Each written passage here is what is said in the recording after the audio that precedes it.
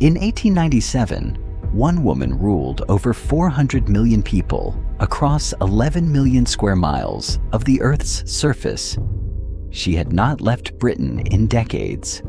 She was nearly blind, crippled by rheumatism, and still in mourning for a husband dead 36 years. And every government on Earth was afraid of her. By the end of this video, you will have watched that woman inherit a throne at 18 that no one expected her to survive, build the largest empire in human history, and preside over an age that rewrote the rules of war, trade, science, and civilization itself. You will see British territory stretch from the slums of London to the gold fields of South Africa. You will see the machine age reshape an entire world, and you will see the contradictions at the heart of it all. The famines and the railways, the concentration camps and the Crystal Palace, the moral certainty and the moral catastrophe, carried by one woman for 63 years. This is the story of Queen Victoria and the empire that called itself eternal, the girl nobody planned for. In 1817, Princess Charlotte of Wales, the only legitimate grandchild of King George III, the heir everyone had been counting on, died in childbirth at 21. Her baby died with her. What followed was a dynastic scramble. The aging sons of George III, most of them unmarried or estranged from their wives, suddenly needed legitimate heirs. Edward, Duke of Kent, married a German princess named Victoire of Saxe-Coburg-Saalfeld within a year. On May 24, 1819, their daughter was born at Kensington Palace. They named her Alexandrina Victoria. Edward died 8 months later.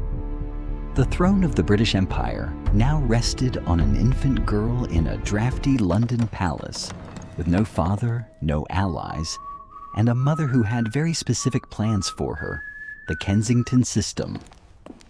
Her mother, the Duchess of Kent, and the household comptroller, Sir John Conroy, designed what became known as the Kensington system, a regime of total isolation. Victoria was never permitted to walk downstairs without someone holding her hand. She slept in her mother's bedroom. She was denied unsupervised contact with almost anyone outside approved household members. The goal was explicit: produce a psychologically dependent queen who would require a regent, the Duchess and Conroy, to govern in her name. It produced the opposite. Coronation, 1837.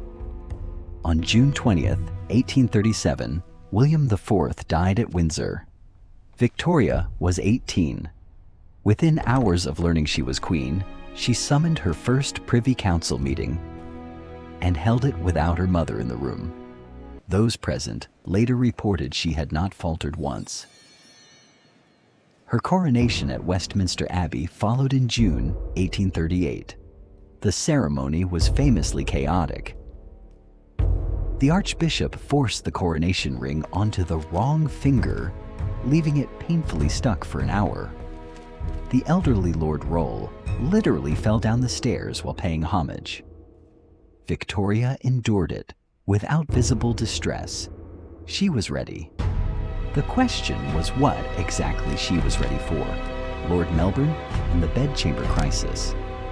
Victoria's early reign was shaped by her first Prime Minister, Lord Melbourne, a Whig aristocrat who became something close to a mentor and father figure.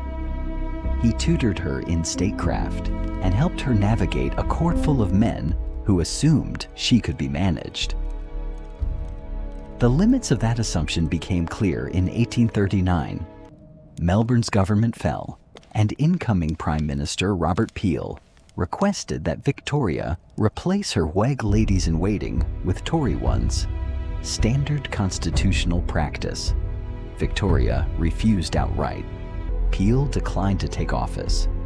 Melbourne returned. Critics called it a young queen's petulance. It was also a signal. This woman would not be moved by convention alone when she had decided her position, and the men around her were beginning to understand what that meant. Prince Albert of Saxe-Coburg and Gotha. In February 1840, Victoria married her first cousin, Prince Albert of Saxe-Coburg and Gotha, a German prince with a methodical mind, a deep investment in science and the arts, and an almost punishing work ethic. The marriage had been arranged by their mutual uncle Leopold I of Belgium. It became, by every surviving account, a genuine love match. Albert was never fully accepted by the British aristocracy, who viewed him as a foreign intellectual with too many opinions and too little deference. Parliament refused him the title of King Consort. But through sheer force of will, Albert remade himself into the operational engine of Victoria's reign, managing correspondence, advising on policy, mediating between political factions, and championing industrial and scientific progress with evangelical intensity. For 20 years, he was the empire's second mind. Victoria built nothing alone while he lived. The question was, what happened when he stopped? The Irish Famine, 1845 to 1852. While Britain industrialized, Ireland starved. Between 1845 and 1852, a fungal blight, Phytophthora infestans, destroyed successive potato harvests, the primary food source for roughly 1/3 of the Irish population. Over 1 million people died. Another million or more emigrated during the famine years alone. The British government's response under Lord John Russell was governed by laissez-faire ideology and a colonial indifference that amounted in practice to abandonment. Food continued to be exported from Ireland throughout the famine years. Public works programs were underfunded, badly organized, and paid wages too low to purchase what food remained. By 1852, Ireland's population had fallen by roughly 25%. The famine did not merely kill people.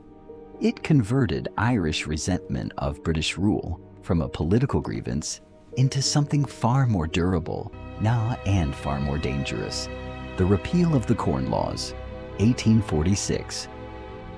In 1846, Prime Minister Robert Peel committed what much of his own Conservative Party considered an act of betrayal.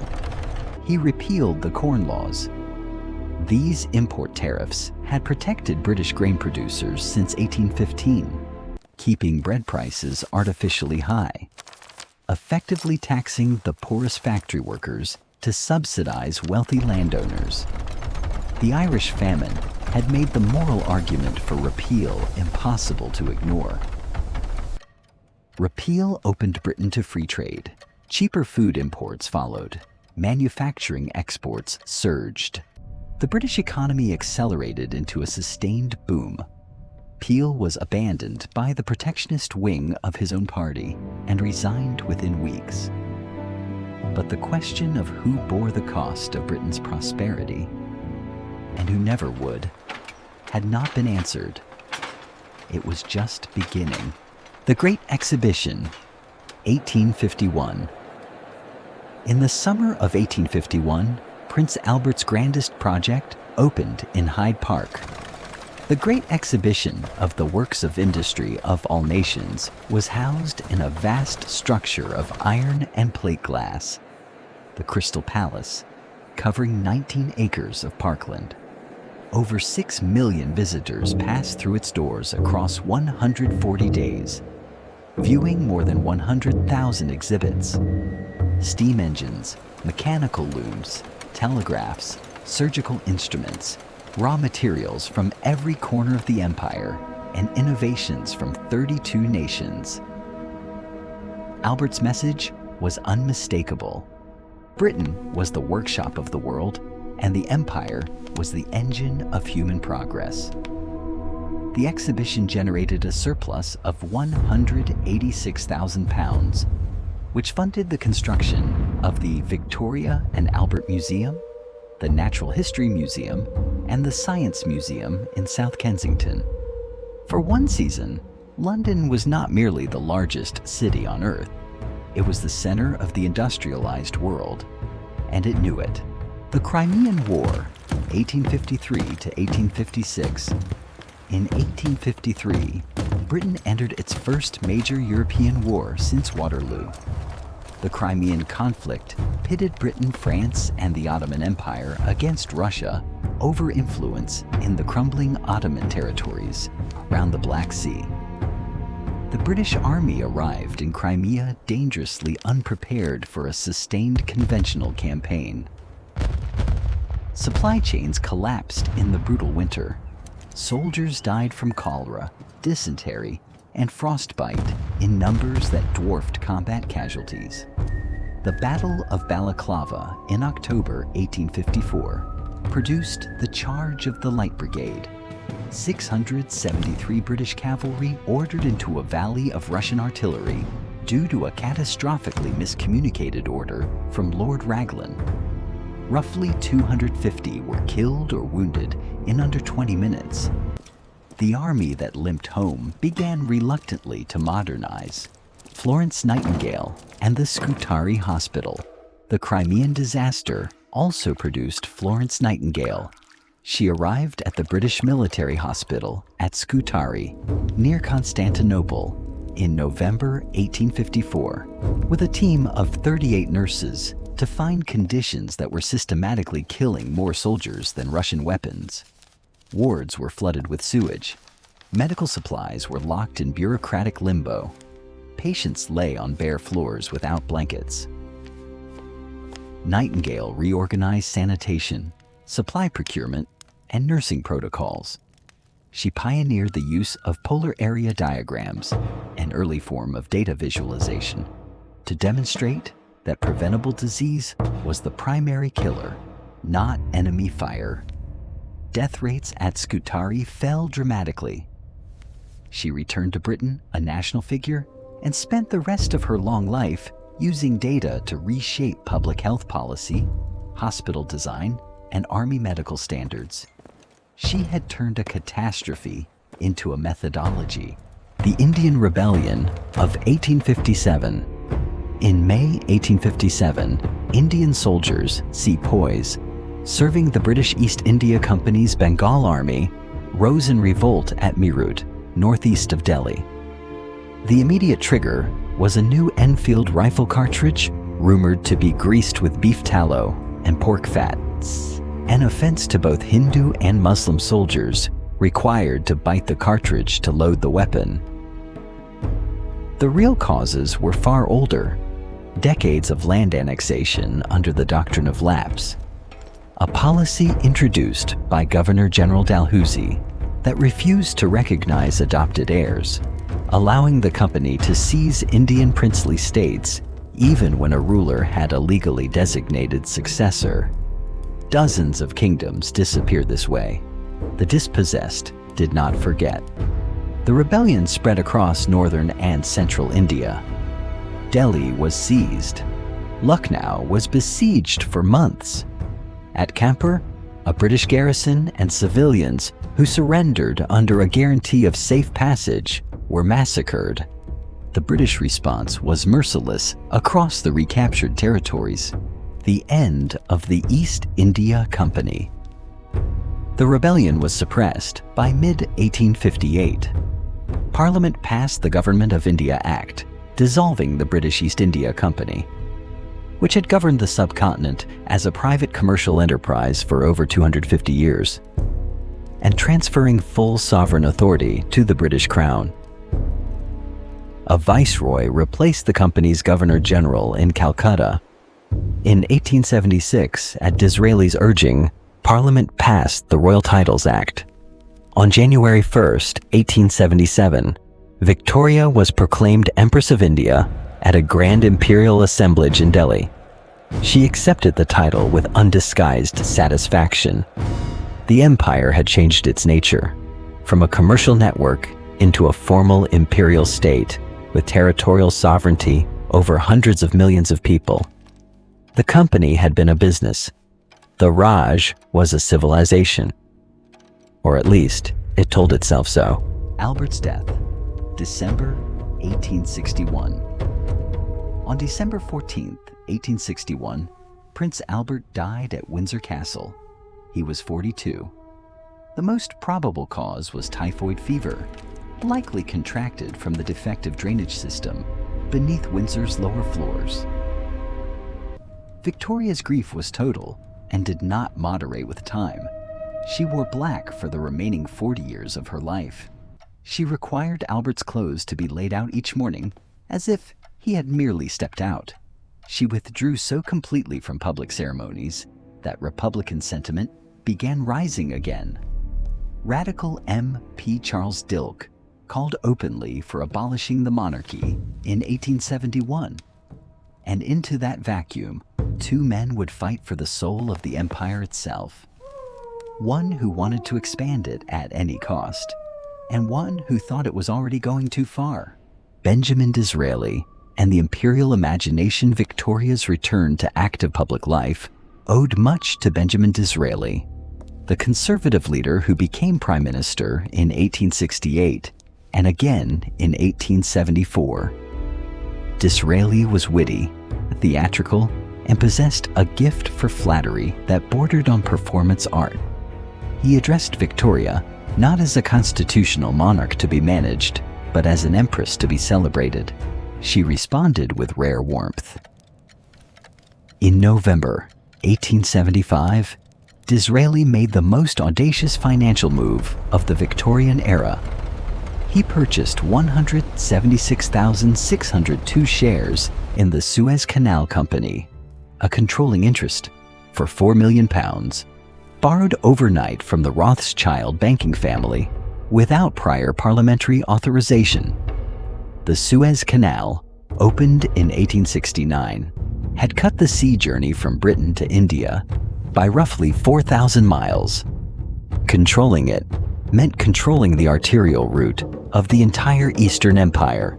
Parliament approved the purchase after the fact. The canal was not just infrastructure, it was the spine of the empire's geography. Gladstone and the Irish question.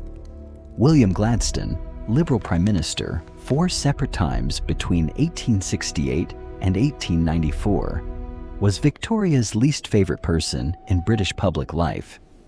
She found him exhausting, preachy, and constitutionally incapable of brevity.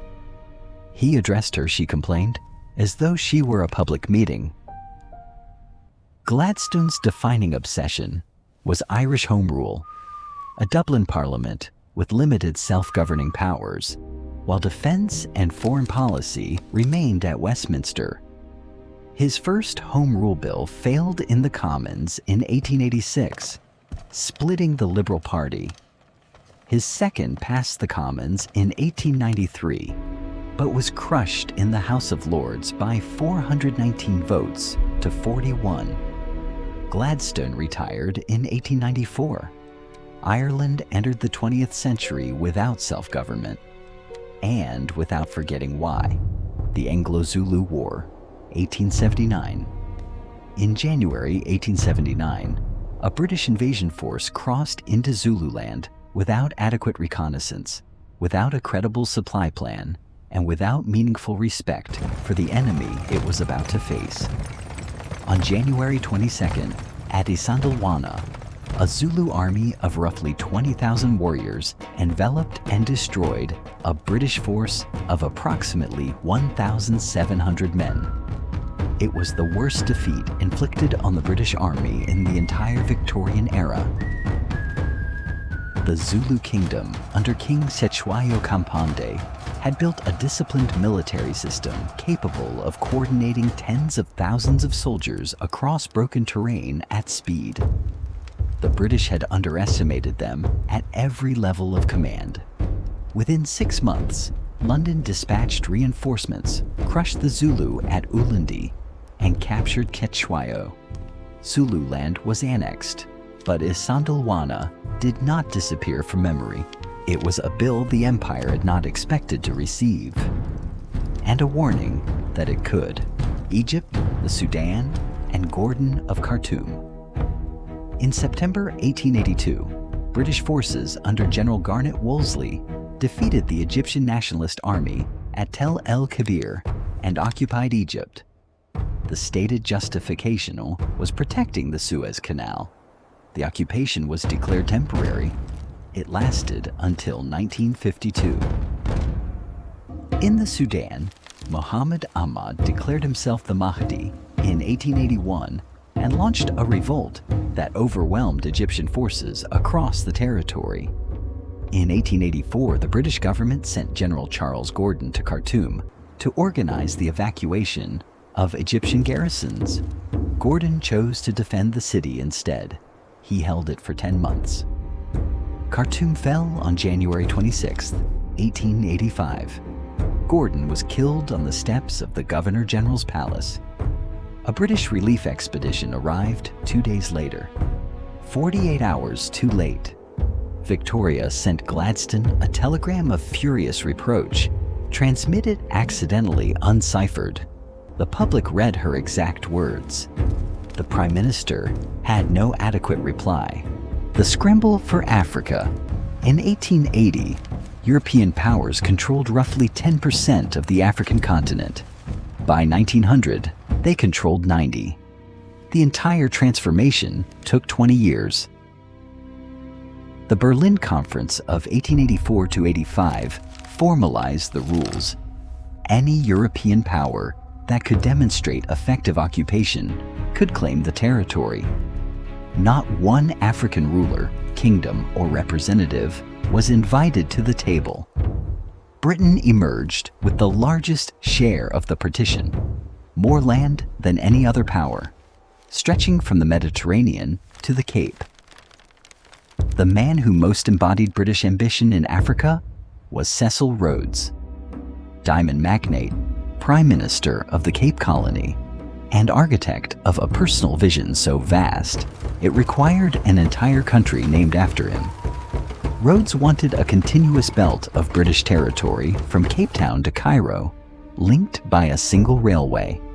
He never achieved it, but in pursuing it, he displaced African populations on a scale that would shape the continent long after his death, and laid the foundations of a system that the 20th century would eventually name apartheid, India under the Raj. By the 1880s, British India was the most complex administrative structure in imperial history. The Indian civil service governed approximately 300 million people through direct administration and alliances with over 500 nominally independent Indian princely states. Over 25,000 miles of railway track were laid by 1900, engineered primarily to move troops and extract raw materials, cotton, jute, tea, opium, for export. British manufactured goods, arriving tariff-free, systematically undercut Indian artisan industries that had operated for centuries. The famines of 1876–79 and 1899–1900 killed between 6 and 10 million people in each episode. During the 1876 famine, Viceroy Lord Lytton continued exporting grain from India while millions starved. The Indian National Congress, founded in 1885, began articulating, in English, in the language of the empire, the demand for a voice in governing their own country, the Reform Acts, and the men who demanded the vote. In 1866, a radical MP named John Bright stood before packed crowds across Britain and made a simple argument. A man who paid taxes and fought wars had the right to vote for the government that imposed both. The existing system locked out millions of working men entirely. The Reform Act of 1832 had extended the vote to middle-class property owners and cleared out the rotten boroughs. Disraeli's Reform Act of 1867 went further, enfranchising urban working-class men. Gladstone's 1884 Act extended it to agricultural laborers. By the end of Victoria's reign, roughly 60% of adult men could vote. Women still could not. The London Dock Strike of 1889, 100,000 workers, sixpence an hour minimum wage, showed what organized labor could extract. The Labor Representation Committee, formed in 1900, became the Labour Party 6 years later. Victorian Britain was becoming a democracy, whether its rulers intended it or not. Darwin and the idea that changed everything. In November 1859, Charles Darwin published On the Origin of Species. He had delayed publication for over 20 years, aware of what it would do. He was right. Natural selection was real, documented, and revolutionary. Most Victorians found ways to hold both evolution and Christianity in coexistence. What could not be contained was its misuse. Social Darwinism emerged within a decade. The claim that natural selection explained racial and national hierarchies, that some peoples were simply more evolved, and that imperial conquest was therefore the natural order. Herbert Spencer, not Darwin, coined survival of the fittest. But it was Darwin's name the empire borrowed to justify itself. The science was genuine. The application was a fabrication with consequences that lasted a century. The opium trade and the limits of Victorian morality. Victorian public culture enforced strict codes of respectability, sobriety, piety, domestic virtue, Christian mission. The empire exported all of it, loudly, to every territory it governed. It also ran the largest state-sanctioned drug trade in history. The British East India Company cultivated opium in Bengal, shipped it to China through licensed merchants, and when the Qing government attempted to ban imports and destroyed 20,000 chests of British opium in 1839, Britain went to war to restore the trade. The First Opium War of 1839–42 and the Second of 1856–60 forced China to accept opium imports under treaties extracted after military defeat. The revenue funded a substantial portion of British India's administrative budget. The empire that preached Christian civilization was simultaneously the world's largest opium supplier. Victorian morality was real. So was this. Both were true at the same time, and the people in charge saw no contradiction worth examining. The Diamond Jubilee, June 1897. On June 22, 1897, Victoria celebrated 60 years on the throne. The Diamond Jubilee was the most elaborate spectacle the empire had ever staged. Troops from every corner of the British world marched through London. Sikhs, Hausas, Maoris, Canadians, Australians, West Indians, Cypriots, and soldiers from colonies whose names most Londoners could not place on a map. Victoria rode in an open carriage through 6 miles of flag-lined streets. She was 77, nearly blind, and in considerable pain. The crowds were the largest the city had seen in living memory. Rudyard Kipling published Recessional to mark the occasion, a poem warning against imperial arrogance, framing British power as temporary and contingent on moral seriousness. Almost no one read it as a warning. 2 years later, the empire would march into the worst military embarrassment since the Crimea and respond in a way that shocked even its own supporters. The Second Boer War, 1899–1902. In October 1899, Britain went to war against 2 small Boer republics, the Transvaal and the Orange Free State, governed by Dutch-descended settlers who had discovered gold in the Witwatersrand in 1886. Colonial Secretary Joseph Chamberlain and Cecil Rhodes drove the push for war. The prize was South Africa's gold and strategic dominance of the South. in a single week in December 1899, Black Week. Boer forces inflicted defeats at Stormberg, Magersfontein, and Colenso on 3 separate British columns. It took over 450,000 British and Imperial troops to suppress an enemy that never exceeded 90,000 fighters at any point in the war. When conventional resistance ended, the Boers shifted to guerrilla tactics. Kitchener's response was systematic: farm burning, crop destruction, and the internment of Boer civilians, primarily women and children, in concentration camps. Roughly 26,000 Boer civilians died, the majority of them children, from enteric fever and measles in conditions of severe overcrowding.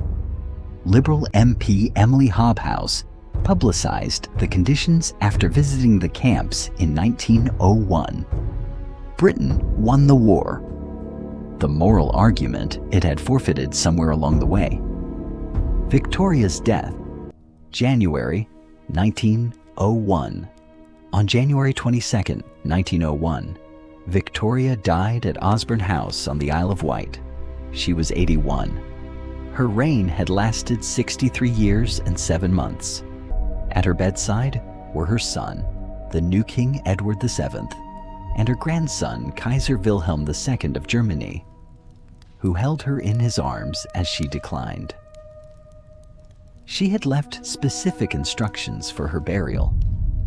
Albert's dressing gown was to be placed in the coffin beside her, along with a cast of his hand and a photograph of her longtime personal attendant, John Brown, placed in her left hand beneath a bouquet of flowers arranged to conceal it from public view.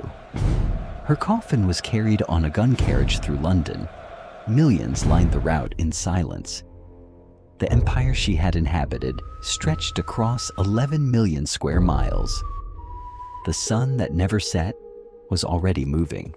Queen Victoria did not build the British Empire alone. She inherited an industrial economy already reshaping the world, a navy that controlled the oceans, and a commercial network without precedent in human history. What she added was duration, identity, and the peculiar Victorian conviction that the arrangement was not merely profitable, but correct. The age she presided over produced railways and famines in the same decade. Darwin and the scramble for Africa in the same generation. Florence Nightingale and the concentration camp under the same flag. It was genuine human progress purchased at extraordinary human cost through the same policies by the same people.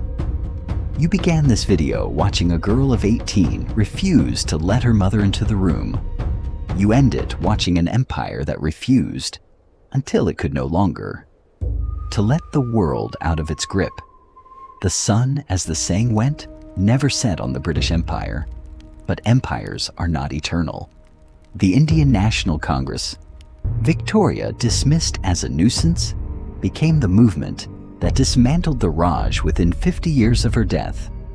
What the Victorians left behind: the borders drawn without consent, the institutions built for extraction, the ideas about civilization that justified all of it, is a reckoning that is not finished yet.